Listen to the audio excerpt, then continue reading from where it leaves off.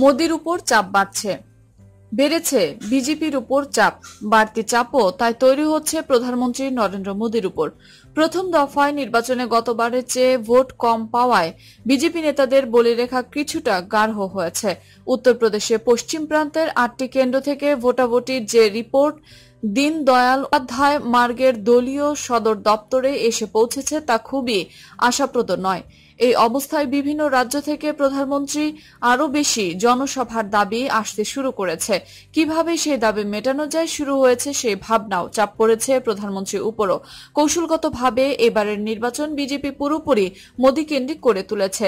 রাজ্যে সব দেশের সব কেন্দ্রে নরেন্দ্র মোদীর নামে ভোট চাওয়া হচ্ছে, যেন তিনি সব কেন্দ্রে বিজেপির একমাত্র প্রার্থী।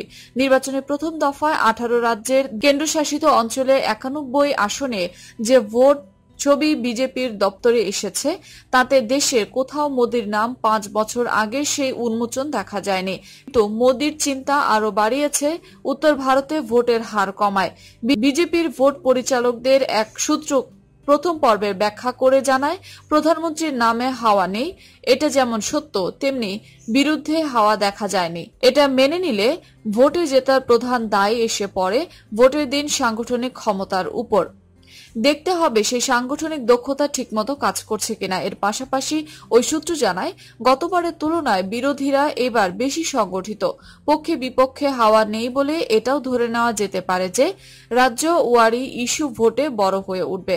উত্তরপ্রদেশের ক্ষেত্রে এই সূত্রটি জোর দিতে চাইছে সমাজবাদী বহুজন সমাজের জোটের কার্যকারিতার উপর।